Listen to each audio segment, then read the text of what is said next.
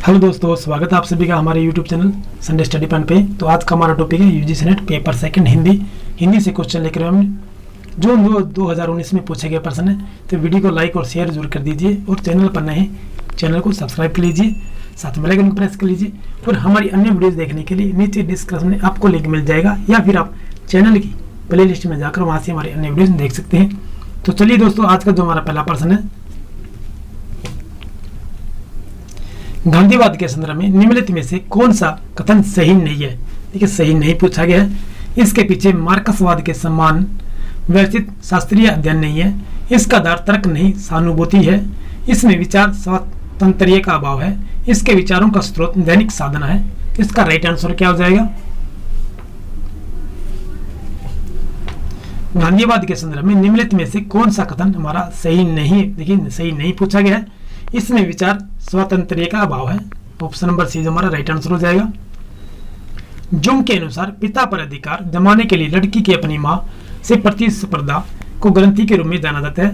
परपीड़न रति ग्रंथि, इलेक्ट्रा ग्रंथि, आत्म पीड़न रति ग्रंथि, इडिपस ग्रंथि। जिसका राइट आंसर क्या हो जाएगा?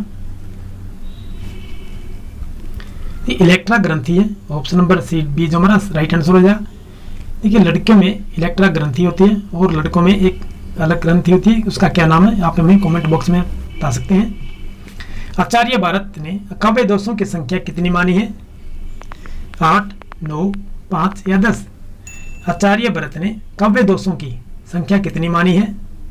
देखिए 10 मानी ही। ऑप्शन नंबर डी जो हमारा सही आंसर रहेगा। बलि के सपूत कपिकुल पुरोहित रघुवीर जू को दूत भरी रूप विकराल को उपयुक्त काव्य पंक्तियां किस रचनाकार के? केशवदास, तुलसीदास, सेनापति, मतीराम? बलि के सपूत कपिकुल पुरोहित रघुवीर जू को दूत भरी रूप विकराल को, ये काम जो पंक्तियां हैं ये सेनापति की है। ऑप्शन नंबर सी जो हमारा राइट आंसर हो जाएगा। निम्नलिखित रचनाओं को उनके रचनाकारों के साथ सम्मिलित कीजिए। एक तरफ रचनाएं दी गई हैं और एक तरफ रचनाकार दिए गए हैं। तो इसमें नीचे कूट भाषा दी गई है। ऑप्शन नंबर ए जो हमारा राइट आंसर रहेगा। 4, 5, 1, 2। ये काव्य प्रकाश जो है ये चिंतामणि का है। काव्य प्रकाश चिंतामणि का। रसराज जो है मतीराम का है। और रस विलास जो है देव की है। रस सारांश जो है भिखारी दास का है। इस पर हमारे देखिए 4, 5, 1, 2।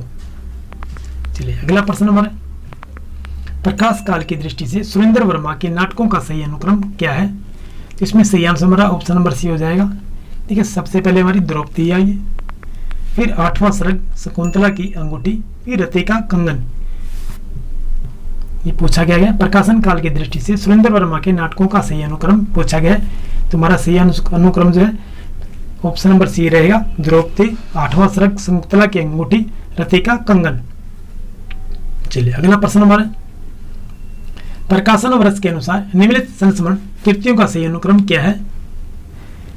इस संस्मरण है जो कृतियों का पूछा गया अनुक्रम संस्मरण। तो इसका राइट आंसर हमारा ऑप्शन नंबर डी हो जाएगा। स्मृति कण, हम हसमत, लिख अलिख, वन तुलसी की गंध। तो राइट आंसर हमारा ऑप्शन नंबर डी रहेगा इसमें। चलिए अगला प्रश्न जवाब, दोनों का हट था दुर्निवार, दोनों ही थे विश्वासहीन। कमायने की उपयुक्त पंक्ति से क्या हास्य है? श्रद्धा और मनु के बीच विश्वास खंडित हो गया था। ईडा और मनु में हठ धर्मिता बढ़ गई थी। देव और दानव दोनों हठी और विश्वासहीन थे। अकुली और विकलात मनुष्य यज्ञ के लिए दुर्निवार हट कर रहे थे। इसका राइट आंसर क्या हो जाएगा?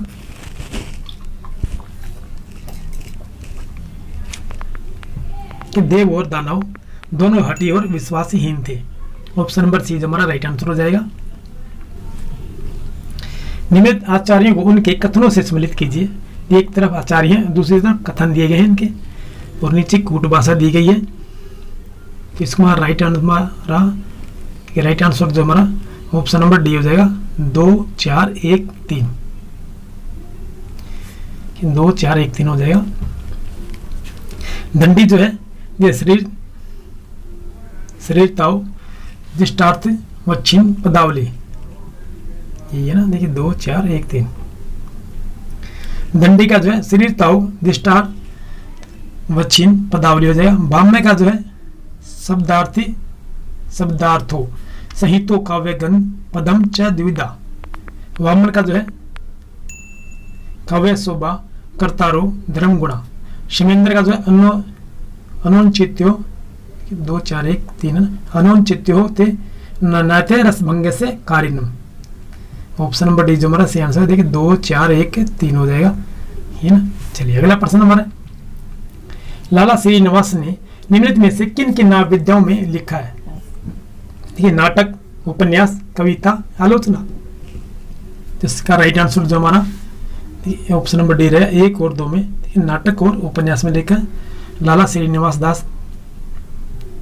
चलिए अगला प्रश्न हमारा, यह मेरे जीवन का केवल अर्थ सत्य है, मैंने केवल अपने बहिरंग जीवन का ही विवरण दिया है, जहां तक अंतरंग जीवन का प्रश्न है वह नितांत मेरा अपना है, आपको उसका संभागी बनाने की उदारता मुझ में नहीं है।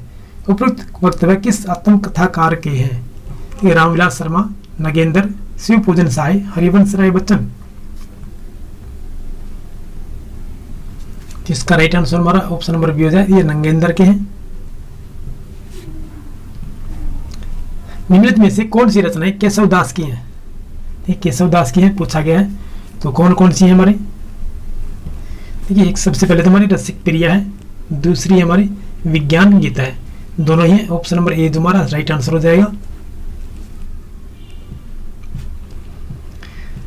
हिंसा नल से शांत नहीं होता, हिंसा नल उपयुक्त वाक्य का संबंध किस काव्य रचना से है? कुरुक्षेत्र, जयद्रथवध, उन्मुक्त, अशोक की चिंता। हिंसा नल से शांत नहीं होता, हिंसा नल उपयुक्त वाक्य का संबंध किस काव्य रचना से है? उन्मुक्त से, ऑप्शन नंबर सी जो हमारा राइट आंसर हो जाएगा। तोरी मानिनी ते हियो फोरी मोहिनी मान, प्रेमदेव की छवि ही लिखी भाई मियाँ रसखान। आचार्य रामचंद्र शुक्ल के अनुसार उपयुक्त दोहे से प्रमाणित होता है कि रचनाकार रसखान जो है किसी स्त्री पर आसक्त थे, क्षत्रिय मानवती थी और रसखान का अनादर करती थी। रसखान स्वयं को प्रेम का मानदंड मानते थे। रसखान को भास हुआ कि 30 गोपियां मरती हैं, उसी पर ध्यान लगाया जाए। रसखान मोहिनी को मान मर्दन करना चाहते थे।